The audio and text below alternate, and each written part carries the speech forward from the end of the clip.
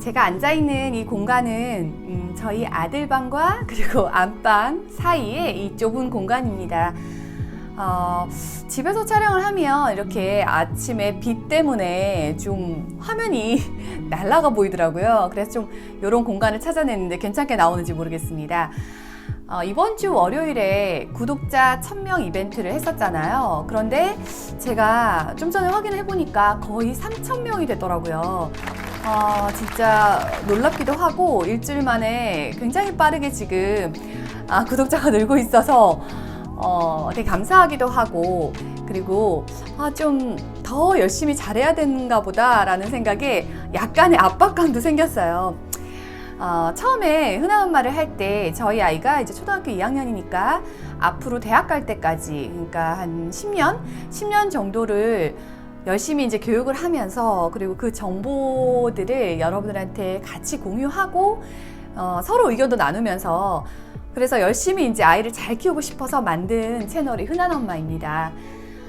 그래서 제가 이렇게까지 빨리 성장할지 모르고 이제 긴 안목으로 좀 천천히 가야겠다라고 생각했는데, 요즘에 응원과 댓글을 굉장히 많이 해주시니까 조금 더 속도를 내고 더 열심히 해보자 라는 생각을 하고 있습니다. 어쨌든 정말 감사드리고, 그리고 굉장히 유익한 정보들을 많이 준비해 보도록 하겠습니다.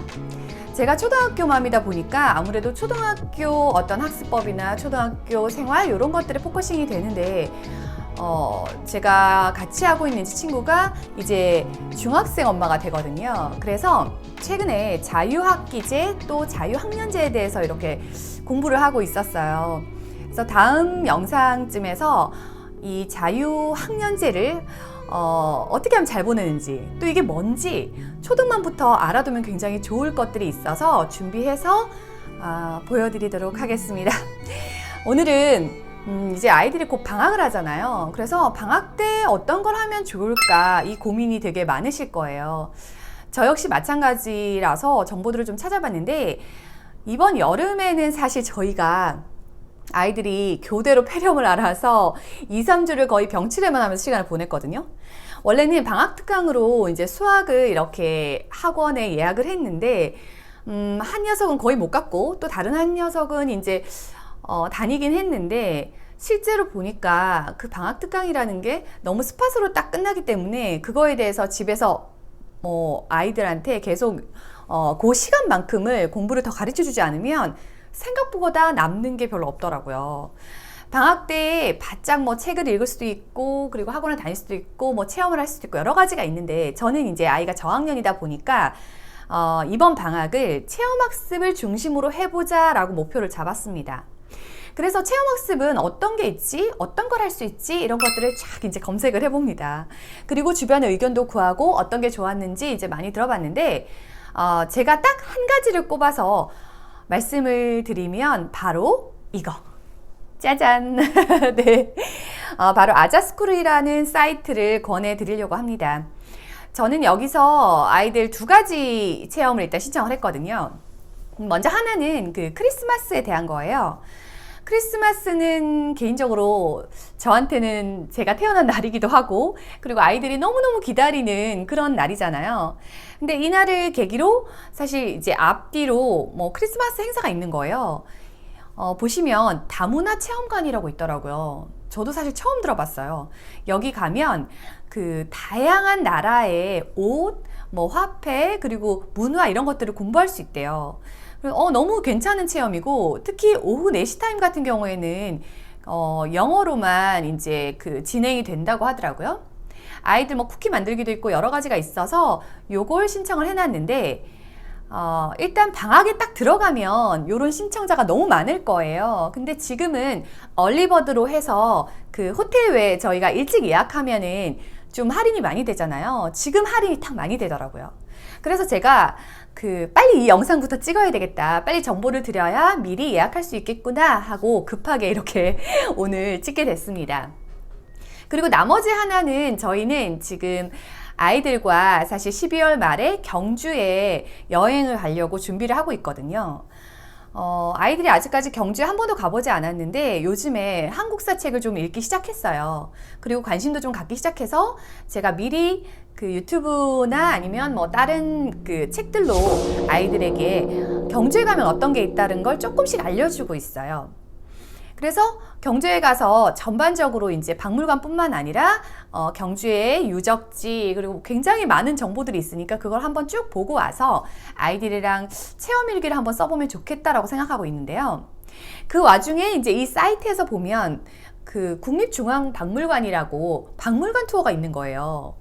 경주에도 좋은 박물관이 물론 있죠. 근데 서울의 이 국립중앙박물관 같은 경우에는 시대별로 탁탁 되어 있고 너무너무 잘 되어 있어서 아기 때도 여러 번 갔었거든요.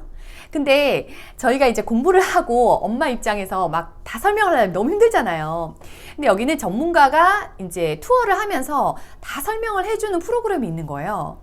딱 2시간짜리고. 그래서 아이들 딱 넣고 기다렸다가 이제 아이들 수업 그 한 걸 가지고 또 얘기를 하면 좋겠다라고 생각해서 저는 이제 두 아이를 고려시대, 조선시대 이렇게 해서 2타임을 지금 예약을 해놨거든요. 뭐 이 정도면 방학 때 충분한 체험학습이 되겠다라고 생각을 하고 있어요. 여러분들도 체험학습에 대해서는 아마 생각이 되게 많으실 거예요.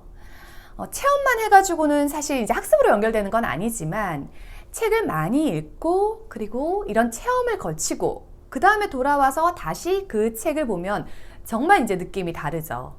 그래서 이 체험학습 같은 경우에는 나중에 이제 영상으로 제작될 자유학년제랑도 굉장히 이어져 있어요. 이 사이트의 프로그램들을 보면 자유학년제에서 하고 있는 굉장히 수많은 체험들이 여기 이제 일목요연하게 정리된 느낌? 그런 느낌을 받았는데 저희 아이들 학교는 혁신초등학교거든요. 혁신학교로 지정이 돼서 활동하는 거를 보면 얼마 전에 외부 강사가 와서 고추장 만들기를 했었고요. 그리고 오카리나도 배우고 그리고 뭐 무용 같은 것도 배워요. 그게 이렇게 이 사이트에 가니까 뭐 된장 만들기 뭐 여러 가지 전문가들이 만들어주는 프로그램이 있는 거예요. 그런 분들을 외부 강사에서 이렇게 초빙을 해서 이제까지 아이들에게 이렇게 가르치고 있었던 거예요. 혁신초등학교 같은 경우에는 예산이 좀 많기 때문에 일반 초등학교에서 할 수 없는 다양한 프로그램들을 하고 있고 그리고 그런 프로그램들이 사실 자유학년제에 옮겨오면서 중학교 1학년 때 이런 프로그램들이 좀 더 확산되는 그런 느낌이에요. 그래서 혹시 이제 예비 그 중이거나 아니면 초등학교 저학년은 저학년대로 프로그램이 있고 고학년은 고학년대로의 고유의 프로그램이 있더라고요. 저는 프로그램이 사실 좋아서 이번에 이제 직접 체험을 하고 여러분들에게 체험 후기를 또 올려드릴까 생각을 하고 있어요. 이미 이런 프로그램들을 체험해 보신 분들이 되게 많을 것 같은데 혹시 체험해 보시고 어떤 장단점이 있었는지 댓글로 써주시면 아직 가지 않은 분들이 굉장히 도움이 될 것 같고 저도 되게 도움이 될 것 같습니다. 체험학습은 아이들이 실제로 눈으로 보고 만지고 느끼는 활동들이잖아요. 책은 굉장히 깊이 있는 지식은 줄 수 있는데 제가 생각할 때 책은 이제 상상력에는 도움이 되지만 실제로 내가 뭔가 활동을 할 수 있는 거를 할 수 없기 때문에 관심을 확 기울이기에는 시간이 좀 걸리는 것 같아요. 근데 체험 활동으로 직접 가서 현장에서 보고 느끼고 오면 아이들이 정말 새로운 생각들을 많이 하더라고요. 방학이 아닌 경우에는 사실 학교 시간을 빼고 가기에는 이제 학년이 올라갈수록 굉장히 부담일 거예요. 그래서 딱 방학 기간 때 요럴 때 시간을 적극적으로 활용해서 특히 평일날 갔다 오시면 어떨까 싶습니다. 아마 제 채널을 보고 계신 많은 분들 중에서 이제 서울이 아닌 다른 이제 그 시도별 뭐 이제 전국적으로 굉장히 많으실 것 같은데 제가 보니까 엄마들도 되게 많았는데 아빠도 많으시더라고요.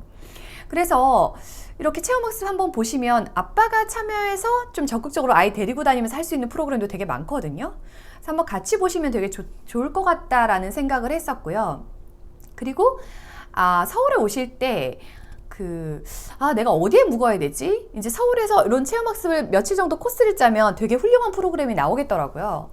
근데 숙소가 좀 마땅치 않다 이렇게 하시면 요즘에는 저도 서울 숙소를 좀 찾아봤는데 에어비앤비로도 굉장히 괜찮은 숙소들이 많고요. 그래서 한 2팀, 3팀 이렇게 묶어서 같이 오셔도 좋고 아니면 서울은 호텔들이 정말 많잖아요. 근데 그 호텔들이 체험학습으로 이렇게 잠만 자고 가기에는 사실 비싸기 때문에 비즈니스 호텔들, 뭐 신라 스테이라든지 아니면 부티크 호텔들이 되게 많아요.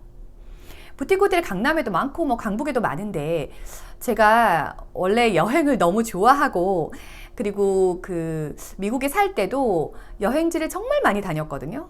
그래서 이런 여행 앱들을 되게 많이 쓰고 있는데 서울 같은 경우에는 제가 검색을 해보면 뭐 싸게는 정말 5만 원대 그 모텔이 아닌 일반 비즈니스 호텔도 5만 원대부터 있어요. 그리고 서울 같은 경우에는 사실 미리 예약하지 않아도 저 같은 경우에는 그냥 인터파크에서 당일 아침에 예약을 하기도 해요.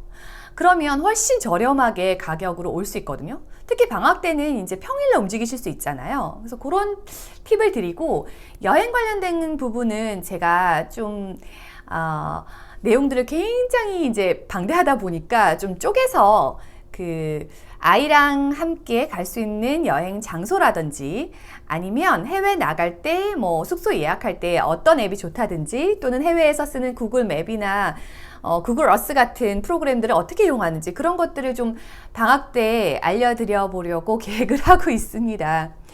방학 때 이런 거 하면 너무너무 좋아요 라는 의견이 있으면 주시고 이런 체험학습은 어땠어요? 라고 의견을 주시면 서로 굉장히 도움이 될 것 같습니다. 흔한엄마의 구독자분들은 정말 댓글을 너무 훌륭하게 잘 써주셔서 제가 댓글만으로도 뭐 다른 정보를 찾지 않아도 저한테도 너무너무 유익하더라고요. 서로 이렇게 좀 의견을 나누면서 좋은 정보를 나눠가면서 또 열심히 독려도 해주고 위로도 해주면서 아이들 굉장히 잘 키워봤으면 하는 바람이고요. 그러면서 엄마들도 같이 새로운 걸 배우면서 성장해 갔으면 합니다. 저는 그러면 다음 시간에 그 자유학년제 컨텐츠를 가지고 돌아오겠습니다. 여러분 추운데 감기 조심하시고 그러면 곧 만나요. 안녕히 계세요.